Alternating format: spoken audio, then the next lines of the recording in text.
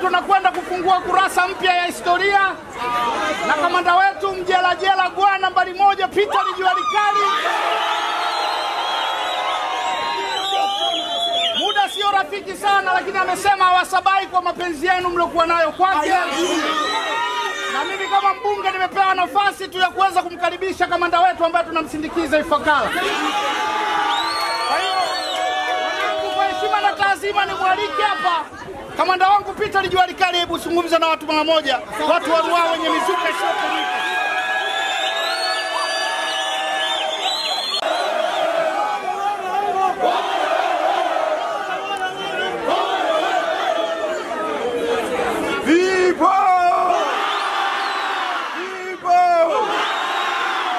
Makamanda na wenzetu ambao sio makamanda wajue kwamba taifa letu lipo kwenye mazingira ambayo usalama wetu uko mashakani.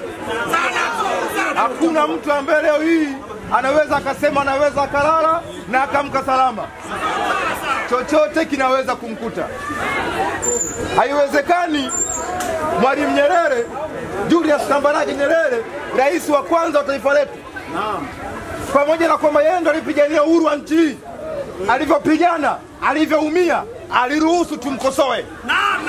Alisema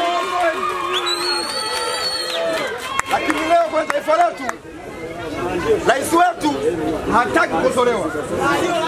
Ni jambo la ajabu sana. Jambo la nini? Kati ya Magufuli na Nyerere, nani mwenye uchungu wa taifa hili? Nani aliyeumia kwa taifa hili? Kwa nini Nyerere alisema tumkosoe, alafu Magufuli wa juzi tu leo anagoma? Yeye nani?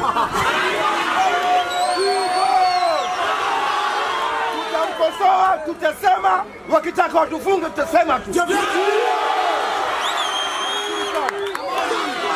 Na nikiripoti kutoka Morogoro, kata ya Ruaha, ni mimi mwanahabari wako Abdulkarim Semuru, Chadema Media.